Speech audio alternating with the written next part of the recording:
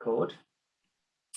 Okay, well, good morning, everybody. Welcome to Past Publication. This is the college level professional development put on by the Education Leadership Research Centre.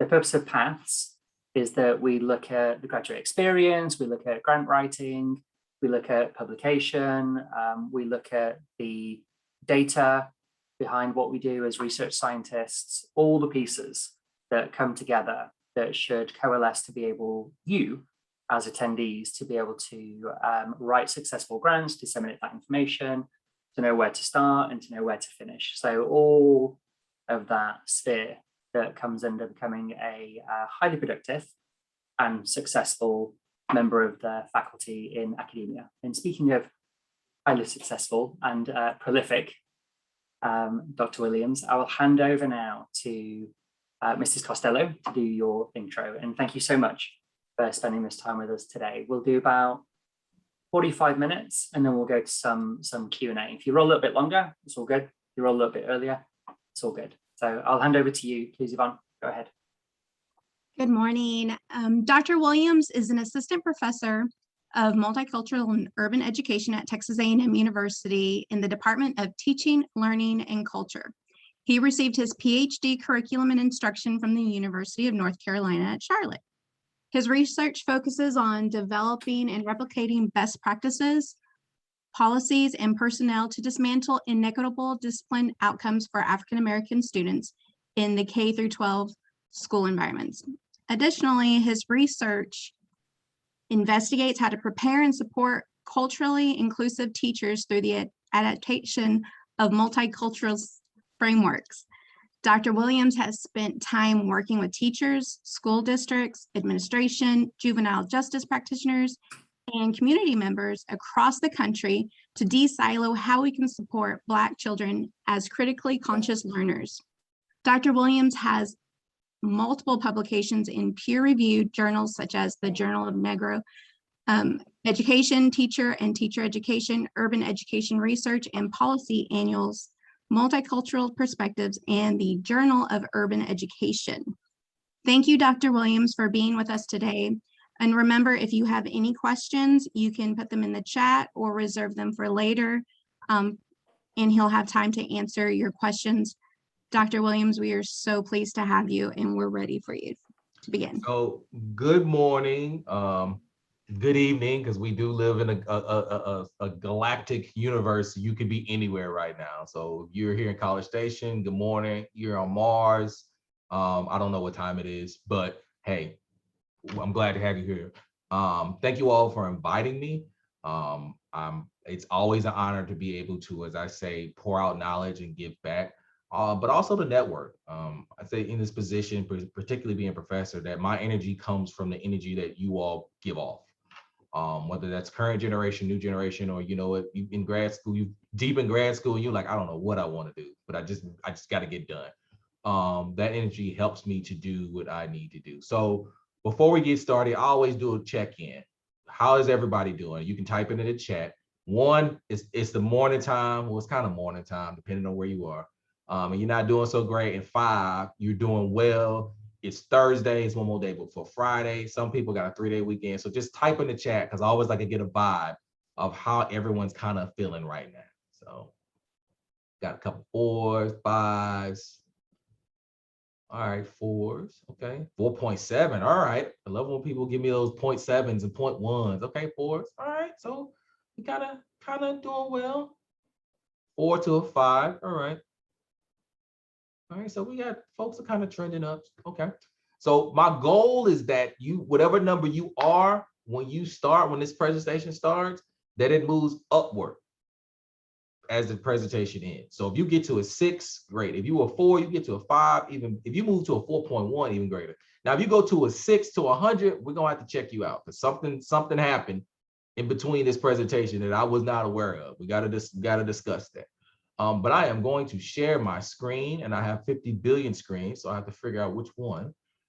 There we go. So if you can see my screen, give me thumbs up. All right, we are set to go. So initially, when I was asked to do this talk, it was, publications. I really got to thinking, because publications is like the gold standard. It is the, guess what? You need this. We tell you as professors, hey, we need you to publish. We need you to publish. We need you to publish. We need you to publish. But, and I'll be honest, we really don't do a great job of telling you the intangibles of publishing. And also, what are the sneaker ways to get things going that doesn't take, it takes as much time, but it doesn't take so much long-term time to get those things going. So because we're in Texas and oil is a big thing, I always think of the word of priming. And priming means getting something ready. So I say you got to prime the pipeline, because publishing is really a pipeline. There's a start and there's a finish, but it's really multiple starts and multiple finishes. And how do you manage those things to make sure that you're continually publishing at a consistent rate? And when I mean consistent, the Academy is looking for consistency. It doesn't look good if you got 8 one year, then 0 the next year.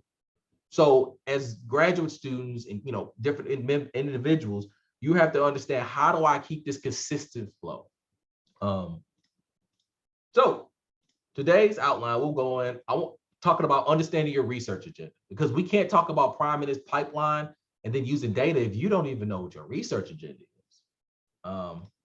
Also, where can you get some of this data? And I'm specifically brought in because Karen seen one of my presentations about data. And one of the biggest things is, how do we access data? Because that's one of the most coveted things. Like, get you some data. I got to get, so I said some, because actually it's like it's an additive thing. It's not just a piece. It's I would say a plethora of sources that you can go to. And then after that, I'm gonna talk about, how do you prime the pump? How do you publish effectively and efficiently? And those are two key things that you have to think about. I have to be effective and efficient, particularly during this era we know is COVID. Journals are slowing down, reviewers are slowing down.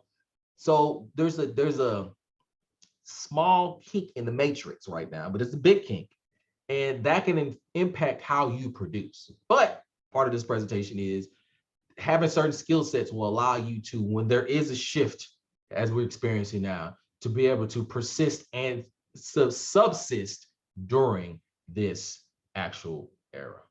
So I'm a big social media person. My Twitter handle is JW3PhD. If you hear anything that pricks you, and it's like, ooh, this is, I need to share this with my colleagues. Share it. Hashtag priming the pump. Because one of the things we have to do a better job of is we have to do a better job of connecting with each other and sharing the information. Academia shouldn't be a secret by now. It's over 200 years old. Shouldn't be a secret. We should have the certain apparatuses in place. So if a doctoral student wants to come in and thrive and get into academia, they know what I would call the secret trade or secret things that you need to know to be effective and efficient. So share that out to individuals, let people know, so that way they can, learn how to prime the pump as well. So we did background checking in, but I'm gonna give a little background on myself. So I'm originally from this little small town named East St. Louis, Illinois. Bachelor's in sociology, master's in education policy studies. I got my doctorate at the University of North Carolina, curriculum instruction in urban ed. But my research interests, I look at Black and brown students, particularly Black students with school discipline. That was my main niche per se. And the interesting thing about it, I knew that that's what I wanted to go into prior to even getting into graduate school. Of course, I look at preparing and supporting culturally inclusive teachers. And I use the word inclusive because that could be from curriculum, that could be from pedagogy, that could be from content, that can be from disposition. So I leave that umbrella open. But lastly, I really started to focus on, how do I examine the intersections of educational access? Because often we look at space, time, and place as separate identities on top of the different constructs that we have in society, such as race, gender, socioeconomics, nationality. How do these things intersect and prevent certain students from getting access throughout their academic career? So I say that your background matters because it drives how you do your research and your research agenda. But also it will illuminate to you what you need to do to be consistent in academia. So when you goes to understanding your research agenda, think of your research agenda is your stadium. We'll just say Kyle Field. We'll use Kyle Field. Kyle Field is the second largest stadium in Texas. It's the largest, one of the largest stadiums in SEC country. But you got to know what Kyle Field is all about, because that's your research agenda. And why is that important? It helps you focus your inquiries. One thing about academia is that we want to see a track record. If you say let's just say you research puppies and chow chow mix, that's what you research. The academy is like, okay, well, how do you study puppies and chow chow mix? Are you looking at just puppies? Are you looking at just chow chow mix? How long have you been studying puppies and chow chow mix? Is it just a one-year thing? Is it a couple publications? Are you doing book reviews? Is it centered?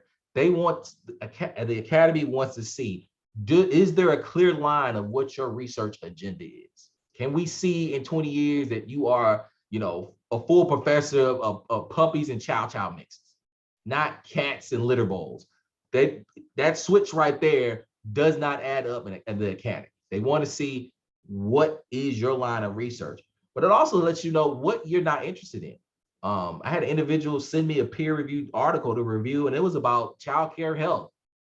That's not my research. I don't deal with nutrition. I can wing it, but that's not where I am at with my research. So it helps you focus your inquiries. It lets others know what your specialty is. I missed R right there. People get to know who you are. People know me as a school discipline guru. That's what I do. Certain people deal with psychological trauma. Certain individuals deal with higher ed. Your research agenda is like your brand. People get to know your brand. Like, for example, it's Pepsi. We know what Pepsi does. Amazon, we kind of know what they do, but they do a little bit of everything. But they started off as books at first. Your research agenda is your brand, and it lets people know exactly what you do and what you don't do. But it can help you figure out what the next trends are and in your research area, because it may be time for you to shift. You may say, well, I just got this research agenda. Everybody's talking about it. Okay, well, everybody's talking about it. What's something you can talk about that they're not talking about that connects to your research agenda?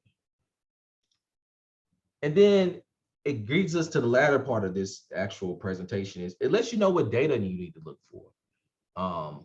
Understanding that if I research this population, what sources have this type of data on this population? So I use this analogy. So this is one stadium from 3 different perspectives. You got your kind of behind home plate here in the left. You got your backup in the nosebleed section up here behind home plate. And then you got kind of nosebleed, but this is behind first base all the way up. When it comes to researching your publications, and I use the stadium analogy, your publications all should fit in your stadium. Whether you're first author on a piece that's directly aligned to your research agenda, such as picture to the left, whether you're second author on a piece that's kind of dealing with your research, but you can draw the connection in there, second picture, or you like third, fourth, fifth, sixth author, depending on what the project is, and it kind of tangentially connects. Everything should connect back to your research again. So I'm a person who likes to bring gifts because we don't do enough gift giving in this world. I started in 2019, and one of the things when I started, my actual professor of experience is that I became very proficient at using secondary data. And again, secondary data is data that other individuals collected, but they may not have analyzed, particularly publicly available secondary data. This skill was pivotal for 2 reasons. A, it allows me to get products out fairly quickly. B, it allows me to take the same data set and just kind of look at it different ways to get multiple publications out of a particular issue, things of that nature. But C, it assisted me greatly when the pandemic hit. One of the hardest things during the pandemic is just access to data, particularly qualitative. And mind you, I consider myself kind of a mixed message person. So I do quant, I do qual, but if you're in education, schools were shut down. There were no access to kids. There were no access to individuals. So for many individuals who did not have access to different data sets, their research halted. because I was already aware of different research repositories, I was able to then shift gears and say, hey, guess what? I got these publications in the review. I don't have access to some of the data that I want to get people-wise, but I do know where I can go get other data. So these repositories are used, some of them are national and some of them are state. And I'll go through all of them and kind of talk about them, but then I'll show you a couple of them. And then one that's the most niftiest, I'll show later because it's got pictures and colors and all those type of things that first graders and second graders like. But adults like it too, because it gives you a great visual of what is going on in the United States. So the first is the U.S. Department of Education, National Center for Educational Statistics. They also are IES as well, but there's a host of data chunks in there, such as the Common Core database, which gives descriptive information about school districts generally, and I think it has some data in there that deals with individual school levels. Next is the U.S. Department of Education Office of Civil Rights, and this is, I would say, my bread and butter. Every 2 years, the Office of Civil Rights collects data from every school in the United States, except for private schools. They're working on that. But it gives you a host of information. For me, it gives me school discipline data. For others, it can give you educational attainment data, gifted data, what type of school resources are there, what type of funding is coming to these schools. And you can look at the school district, or you can look at individual schools. And you can filter that out by charter schools or traditional public schools. There is a variable on there that lets you know if it's elementary, secondary, but it also gives you the ability to compare over time. Because they've been doing this report since they've actually been doing the data collection since the 60s, 70s. But recently they did not start putting out the actual data until like 2001. So every 2 years they have it out. So, you know, if you got a computer that can handle robust data sets, you can compile those data sets together and start looking at some interesting things. If, you know, K-12 education is your realm and your forte. There's the National Assessment for Educational Program, which is NAEP. NAEP gets all of the testing data for the United States and compares fourth graders and eighth graders, how they perform with core content areas. So if you're an English person, you're like, you know, I deal with literacy. Let me see how well students are doing in Albuquerque per se on English. This NAEP data set will have it. They've had it, I want to say, since 2003. So there's some robust data there that you can actually work with. The Stanford Education Data Archive is huge. It collects a lot of information about demographics, location, space, educational attainment, educational non-attainment that you can access. So if you're an individual who's looking at graduation rates, connection to school, to employment, housing, the Stanford Education Data Archive will have data for you to use. That's free. You just got to ask them for it to use that data set. Secondly, there's, of course, the Texas Education Agency, our good old state here. While the website is kind of cumbersome, they have a host of data on educational progress of students across the state. And they have it for every year. This is a great resource to pull if you're just trying to look at something really quick, or you're trying to do something more long-term. They do have more individual level data sets that cost money, but they're pretty responsive, like a 3 to 4 month timeline. If you put a request in, you pay the fee, that they get the data back to you. And they're pretty responsive as far as talking with you too, as far as saying, okay, this is what we do, this is what we don't do, and things of that nature. Then lastly, there's this thing called the Opportunity Atlas. The Opportunity Atlas is a huge data set that's compiled of other data sets. But it gives you a map of the United States, a map of different counties, cities, towns, of what's actually happening in America, from, you know, employment, housing, education, socioeconomics. This, I actually stumbled onto this working on a publication that actually just was published on Friday, just really looking at how similar different school districts are, different cities are, that are mislabeled, thinking for the perception of individuals that these places are like rural and suburban, and really they're urban. And giving the demographics, the resources, and the density, while they may be smaller than bigger cities, they fit the urban requirement. And TEA actually calls these places urban, but the people who live there typically don't. So I have an example of these reports, not reports, these data spots. So you all should see this is the TEA data right here. So if you go to their website, and let me find this real quick because I have it sitting somewhere. So in the chat, I just, oh, the links are not working. No. We'll figure this out. So in the chat, I posted the names of each of these places. And you can Google them and they'll pop them up. They'll pop up for you.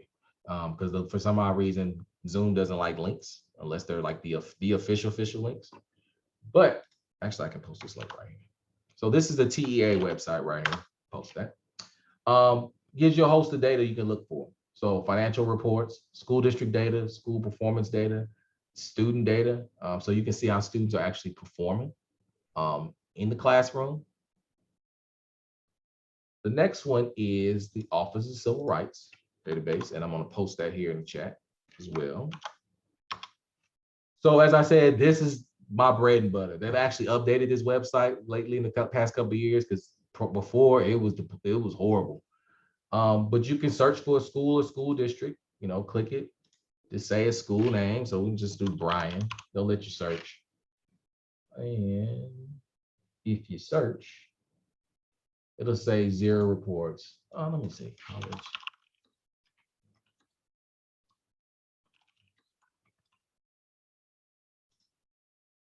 There we go. Oh, it's still not reporting. Oh man. Well, when it's working properly, which usually is, and I'm pretty sure that's just me not typing it in. Hold on a second.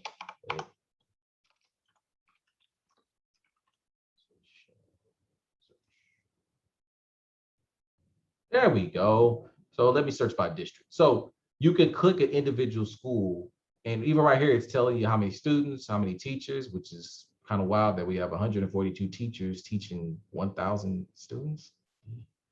Maybe we got a teacher shortage.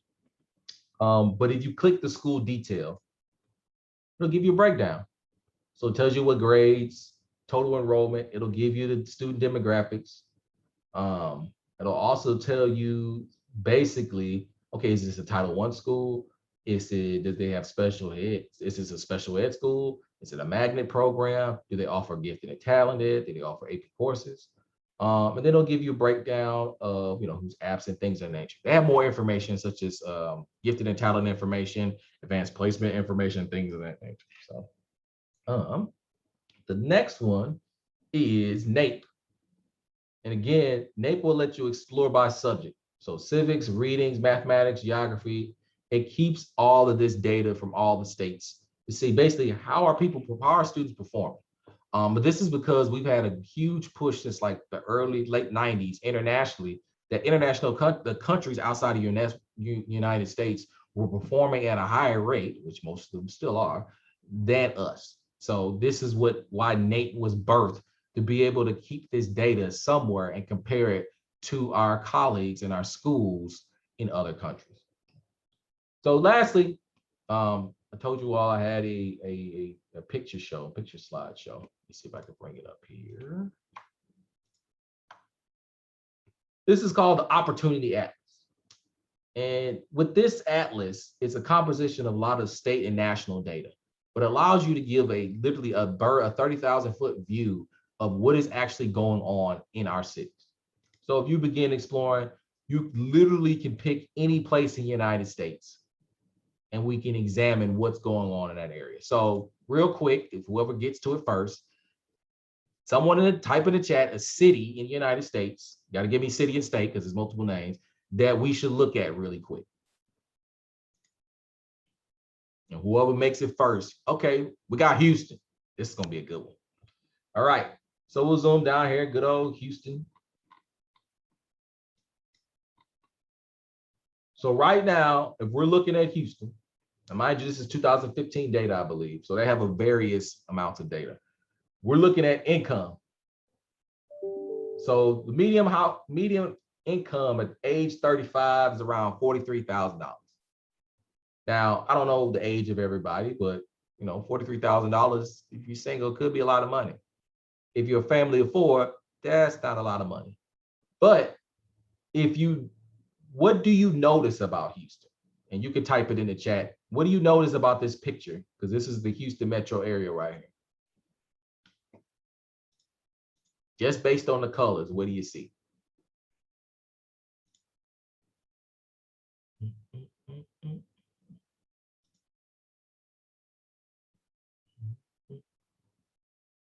Is there any discernible patterns? There's a lot of people in that income range of lower income, just based on color. Yep. The suburbs have a higher median income as compared to metro area. Yep. Low income. Yep. What else? You notice anything else? Any other discernible patterns?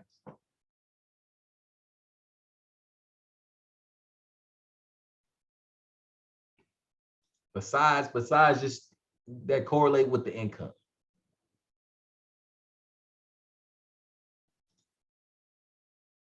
I'll give you the nugget right here. So if you all know the Houston area, somewhat rural, Houston is like a conglomeration of different places. But if you notice, this is Houston, but for some reason right here, they're making money over here. That's the energy corridor. Woo! That is, you are correct. That is the energy corridor. This is where And they're then right there, Bel Air. Yep. River Oaks. Yep. It also goes to another place that's got a little money. This is city, starts with a K, rhymes with, it goes to Katy. So how is it that we have this corridor right here, this splotch of just money, but the rest of Houston doesn't? Something's going on here that we got this splotch, the energy corridor, and I mean, this is a $40,000 difference in median income. That's a significant chunk. So Dr. Williams, it seems that those who are lower income are within the city, and those with higher incomes look like they're outside of the city or within that corridor. So that is partially true. However, Houston is starting to change down here. Like this splotch that we see is over here, this is encroaching inside. Like even if we zoom into Houston, somebody's got money downtown. Somebody's got money downtown. So what's happening that we got this splotch of money? And even with this thing, you can look at, let's see, neighborhood characteristics. So I can pick the fraction of college graduates, and this gives you the countywide. I can look at the density of jobs. Where are the jobs at? It's like the jobs are out west and southeast. But again, here's that corridor. So employment's this way. So what does that mean for somebody who lives on the opposite side of Houston? Or let's just say I live over here in Crosby. What type of drive is that? You know, we think traffic in College Station is bad, which it is, and Bryan is bad. But that could be some of the reasons why we have traffic issues throughout Houston. The job's on one side of town. So this little nifty map right here actually was, like I said, instrumental. Yeah, 610 is a nightmare. Horrible light. And Houston has traffic for like the weirdest reasons at the weirdest times. Like I was driving to Houston one day before the pandemic, and they just shut down like a 6-lane highway to one on a Saturday. I'm like, who came up with this idea? But as you start to look at these things, this tells a story. How you craft the story and drive the story, it's you as the researcher, is what you have designed. You are designed, and we are training you to do. So that being said, we'll transition back. So you spend a ton of time doing this to get your data. It's all you've been doing. Calculate, typing. What do you do? What do you do now? You got the data. What? So you got to start priming this pump to get multiple publications off data sets. Multiple. So first, everything you touch should be going towards a publication. Everything you touch, and I know that's a hard pill to swallow, but guess what? You got to swallow it. Everything you touch should be going out somewhere, because people need to hear your research. I had one doc student telling me, well, Dr. Williams, everyone's kind of studied everything. No, we haven't. If we have, we wouldn't have these issues still. I can tell you right now, no one's studying traffic in College Station right now. If they are, and they fixed it, we wouldn't have traffic jams. So it's important that you get your research out there because we need to hear from you because you are the ones that are going to push the field forward. So that could be through a book chapter. It could be through a policy or a research brief. But like our industry standard is, it's manuscripts. It's getting peer-reviewed manuscripts out into the atmosphere that have impact and reach. But to do that, there's certain tips that I have for you all as I close this out real quick. Teamwork. Partner with people who have the same work metabolism as you. When I use this phrase, work metabolism. So if anybody uses it, you better cite me. I will find you. People who work at the same speed that you work at. People who can complement your skill set. So if you're a qual person, find a quant person. If you do lit reviews, find somebody who can do theory. This is how you get multiple publications out. Like if you look at my CV, I have a number of publications where I'm first author, number of them where I'm solo, but a large portion of my publications come out because I collaborate. And there's a misnomer in the academy, like, oh, you got to do this stuff by yourself. The great ones are publishing with people. If I publish a piece, okay, with you, guess what? Let's reverse. Next piece, this piece, you're first author, this next piece, I'm first author. So that way, you're constantly churning things out. Secondly, every piece of paper that you have that has an idea, that is a manuscript, has an outlet. Your job is to find the right outlet. Again, is this more of a book chapter? Is this more of a manuscript? Is this a policy type thing? Is this a research brief? Every piece of product that you have has an outlet, and you have to get it to the right outlet. So you may get a journal and they're like, man, this is horrible. And they're, everybody knows reviewer number 2. Reviewer number 2 doesn't like anybody. I had to be reviewer number 2 yesterday for an article, but it wasn't a good article. You take that rejection if you get it, you find somewhere else. If you get a revise and resubmit, okay, take the time, read the feedback, get in your feelings, feel some type of way, because we all do, and then commit to getting it out and getting it out on time. And if you need an extension, ask for the extension. But it's important to get your work out and get it out to these outlets, because outlets are looking for great papers with great ideas that move the field forward or readdress old issues that we have not fixed. So lastly, there's this place in Germany called the Nürburgring. The Nürburgring is this huge racetrack. Racetrack is so big that I've only shown you a portion of the racetrack. I haven't even shown you all of it. It's that big. The reason why I'm showing this picture, because the publication process can be messy. It can be very messy.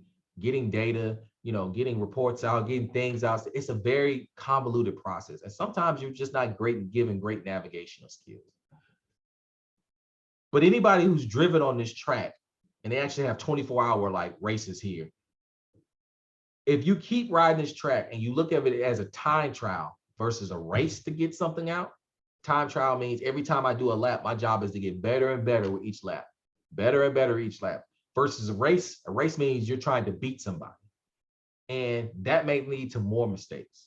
But if you look at this as a time trial, whereas I'm driving through this and I'm running through this, eventually with all this madness, you get to see where the track is, and you get to learn the track, and you get to understand where its curves are, where you can go full speed, where you can't go full speed. That is how you begin to start priming your publications and know there's certain seasons you need to get these papers out. Certain seasons, guess what? You may need to rest because you can't produce all times. But once you start getting in the rhythm of knowing where the data is, knowing what your data says, knowing what it can do and it can't do, you become just as familiar with publishing as race car drivers are with literally the most dangerous racetrack in the world. This is how you become effective and efficient at the same time. It's by doing the same thing over and over again and improving your techniques of how you get these things done so you can continue to produce and make high quality publications for the field. So that concludes my presentation. Any questions?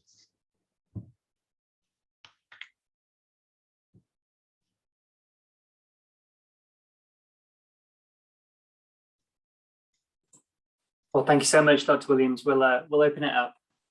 We appreciate that. I did notice, whilst folks thinking about their questions, I did notice from the Atlas map that you were showing, probably one of the likelihoods, if you were to look at that map again in about 5 years, you'll see those red areas have then turned blue, right? People are going to get pushed out as that energy corridor expands.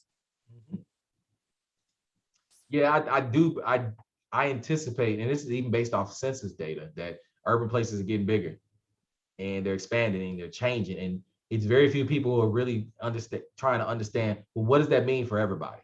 Because Houston is not going to look like Houston in 5 to 10 years. It's international, it's transnational. But Houston, we also often think of urban as like center point, and then these circles that are around. It's like, no, it's everybody's kind of together, and we're ebbing and flowing back and forth, almost like verb reverb type thing. So yes, I do anticipate that energy corridor expanding significantly, and Houston becoming similar to what Austin has become. It's going to be unlivable for folks because the prices are going to go up, up. Yeah, well, there's that impact for teachers, right? That as the CBD increases, they get pushed out, and then they can't get to work and they can't live in the communities that they're teaching in. So they become more and more disconnected from the children population. Yeah, it's you could teach in Houston, but you can't live in Houston. So then why would I teach in Houston? Yep. Okay, I'll open it up. That's Williams. Puya, you have a question? I see your hands up. Hi, Dr. Etchels. Nice to see you. Yeah, Dr. good to see you, Williams, man. thank you so much for the very inspiring and non-academic presentation. I greatly enjoyed it, that it wasn't so formal and, you know, it was very conversational. My question is, in that slide that you mentioned that anything that we touch essentially has to, you know, be published somewhere in some form, how would you, or let me word it like this, for end of the term papers for graduate classes, how would you suggest we do it for something like that, especially since, you know, it's not that great of a scope, but, you know, we've still put in some time and effort and we'd like it to be seen or read or at least presented somewhere? So you know what? I greatly appreciate you having this question, because this is the number one question I get asked by my graduate students, especially ones in my class. Dr. Williams, it takes too much time. How do you get this out? Yada, yada, this. I'm like, okay, I get that. That's par for the course. The first thing that you said, which was important, is getting it ready. Like, that's huge for you to even say, look, guess what? I know it's not up to snuff. Let me get it ready. Typically, when I would take my graduate student papers, I would give myself another 6 months, 3 to 6 months, tweaking things of that nature. But then I ask myself a question: is this a paper that I need to work on solo, or do I need to bring somebody in? First year, I didn't get that. Second year, kind of, but the third year, it really was every paper that I did, and like they would give me a class assignment. You got the final paper. Final paper, before I submitted it to my professor, I already knew what journal I wanted to go to. Or if this was like, it was going to a magazine, or this was a policy brief. So I set myself up to say the expectations is to get this out. And once the semester is over, and I'm drinking a bunch of coffee, and I've relaxed for a while, I don't look at the paper. I just put it aside. I go to something else. Then I come back about 3 weeks later. Then I start saying, okay, well, let me read this, you know, unbiased. And then I start making the tweaks. You know, for example, if I'm submitting this to AERJ, which is the American Education Research Association's journal, do I have citations from them in there? Am I citing their editors? That's a key thing too. Cite the editors. Does my cadence match their cadence? Meaning, if their sentences in all their journals are like, paragraphs are like 10 sentences long, my paragraphs are 10 sentences long. If they use certain verbiage to describe certain things, I use that verbiage to describe some things. Because again, my job is to get it through the front door. It's to get it through the gatekeepers. And I'll be honest with you, because I serve as one of the managing editors at a journal, Teacher Education. I'm a gatekeeper. My job is to kick stuff out. Literally, like I literally every Tuesday I come in, I look at the deck and I'm just like, gone, get it out of here, get out of here. But for those who follow the instructions, it's less than 10,000 words. It fits the scope of the journal. They're citing us, they're pushing the field forward. I slide it straight through. So that's how you have to start thinking that before you even get to the papers, knowing that at the beginning of the semester, hey, I want this paper. Once you get the syllabus, you kind of see what the paper is supposed to be about. You start game planning. Like, okay, you know what? I think this paper may be a good one. If it's a theory, maybe this will be like a theory to practice piece. Or maybe this is something that can go somewhere. And then I usually take 3 to 6 months afterwards, depending if it's after spring semester or after the fall, and just start getting it ready and tweaking it. And every once in a while, I'll send it out to one of my friends and say, hey, what does this look like? Chop it up, kick it, beat it up, whatever you need to do. I'm good with feedback. And that kind of helps to keep it going. So, I mean, if you think about it, if you're taking 2 classes a semester, that's 2 papers each semester you got. It's golden. That's gold right there. You're coming up with the ideas anyway. Why not use them? If you're taking 3 classes a semester, you got 2 to 3. You do the math. If you spending, let's just say, we'll give you your first 2 years off because everybody's kind of figuring things out first 2 years. Year into year 2, year 3, if you're taking 3 classes per semester, that's 9 publications potentially you have. 9. And now notice I said publications. I didn't say peer review, because sometimes you're like, I just need to get this somewhere because it's a good research brief. It's a good policy brief. Or guess what? And we don't do a good job of this. And like you said, we keep talking to academic-y. Our work needs to get somewhere else so other people can see what's going on that's not academic, so they could use the knowledge. So great question.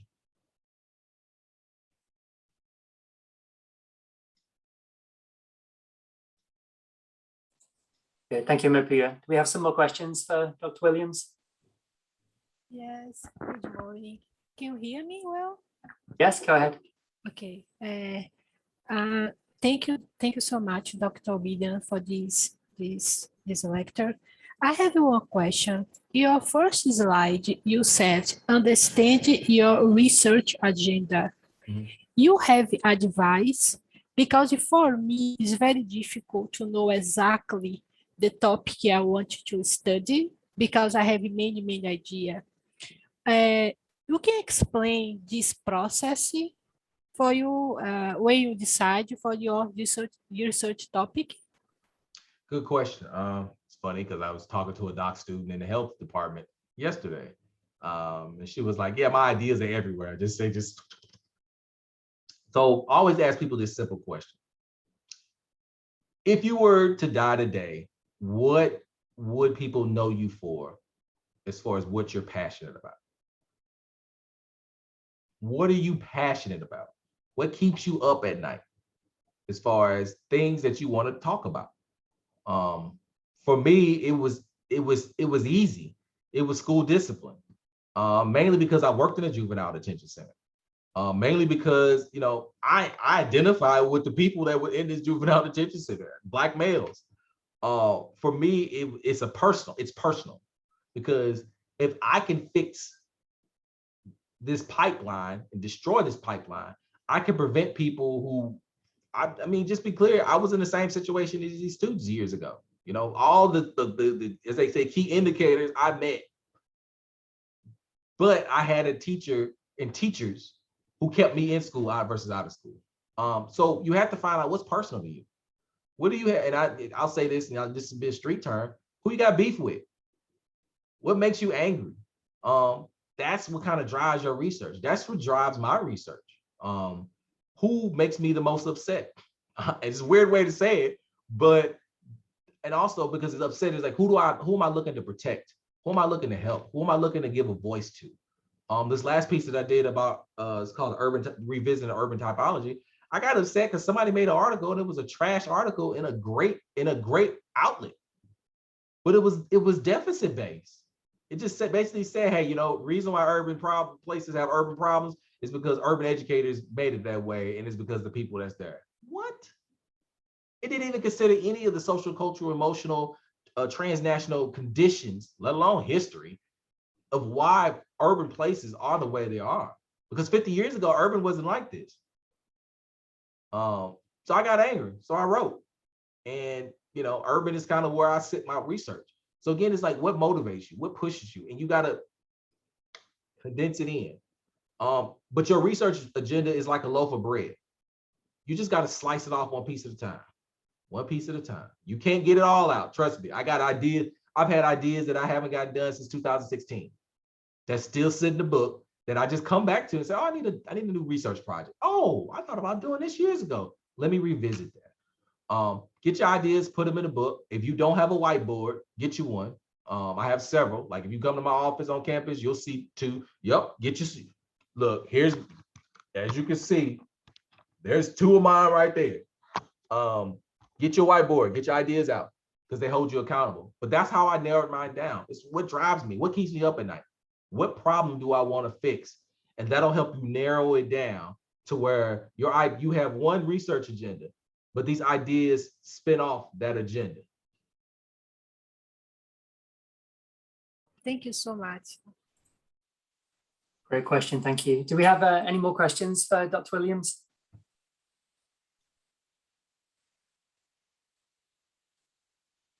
Dr. Williams, I'll ask you another one. What's the best way for upcoming graduates to start collaborating with faculty like yourself that understand data sets, have established research? How can they start to grow themselves out to get where you are?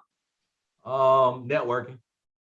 Go to conferences. I know they cost, but you got to get out. Most of us researchers, we're introverts. We don't like dealing with people. It's just what it is. We do, but that is the portion of you that you have to develop. Like I always give the analogy. It's like Beyonce. You know, most days, you know, everybody sees Beyonce, but Beyonce's like, when I get on stage, I'm Sasha Fierce. I'm a whole other person. Most people assume I'm an extrovert. I do not like talking to people. I just don't. But my alter ego kicks in. And when he kicks in, he's like, hey, I'm coming to meet you because I'm coming to provide a service, but I'm also coming to get something from you. And then email people. Some of my greatest collaborations have been just from emailing people. Hey, Dr. Such and Such, I saw your presentation. I read your work. Could you give me more information about this? What do you think about this? I have a paper idea that's coming out. And the thing is finding collaborators who, and it really, when you talk about other professors, who's gonna group mentor? I'm into this group mentor model. Like I go to HEB. I just don't go to HEB for everything. I do go there for their sushi because their sushi is top notch. However, I can't get sushi from everywhere. But guess what? If I want pizza, I'm gonna have to go to Domino's. They got better pizza. Pizza Hut's close, but Domino's got a better crust now. They handle it. If I want tacos, I gotta go to Torchy's. Mad Taco. So we have to look at who can help us work out our different areas of the professorship. So you may go to some person because they're better at grant writing. You may go to one person, they're better at reading art manuscripts. Some person may be better at developing P12 partnerships. You have to look at multiple buckets as you're transitioning out. And again, I like to make house visits. So I used to stop by and see my professors for office hours. Even if I wasn't taking that class, hey, just want to check in with you. What's a good time to come? Because I can stop by coffee or something like that. Because you never know when professors have got projects that they just can't get out, but they just need somebody to push them. And even in spite of the pandemic, like, look, if you want to mask up, go mask up. Hey, folks come by my office all the time because matter of fact, I'm gonna head to campus after this is over with. Hey, Dr. Williams, I see you got office hours. Can I stop by today or tomorrow? Sure, come on, let's chat. Because you don't have to do this by yourself. I mean, you'll get the dissertation by yourself, but the road to become a professor, the secret is networking collaborations. I let that secret out of the bag. Well, thank you, Dr. Williams. Well, we're almost hitting the top of the hour, so we will close it out for today. What I will say to the folks attending, please make an effort to encourage your fellow faculty, fellow staff, fellow graduates to come and attend PATHS. If you have got your eyes on some master's students that you're thinking you want to queue them up to move into the PhD, or you've got undergrads that you think have research interests, because undergrads are publishing now, right? That's a thing. If you've got them who are looking at moving into grad school, they're more than welcome. This is a college-wide professional development hosted by the ELRC. So you're more than welcome to invite other folks. If you want any more information, or you want to get your hands on a previous paths, maybe you missed one, maybe the one you want to watch again, feel free to email myself or email Karen McIntosh, and we're more than happy to get you connected. Last thing, if you know other faculty from around the university, from our college, who you think would do as a sterling job as Dr. Williams, he's set the bar high today for us. We're all going to do some thinking about our PowerPoints and our data sets after this. So if you know somebody who is as outstanding as Dr. Williams, feel free to put some names forward, nominate your chair, nominate some faculty in your department. More than happy to get more people to disseminate their work through the college. And Dr. Williams, thank you so much for your precious time today. I hope we haven't impacted your publication rate this morning. No, let's play this. I got stuff in the pipeline. This year's almost done. Another secret, guess what? You don't produce for the year, you produce for the next year. So that's another sneaker tip, that because it takes a year to get stuff out. What you do today is getting ready for 2022. And you think about that like, but no, I appreciate you all having me out. Keep doing great things, everybody, because we need your work out there. We need your work. Good. Thank you, Dr. Williams. Well, thank you, everybody. Have a safe rest of your morning and take care, and we will see you soon. All right, thanks. Bye-bye. Thank you.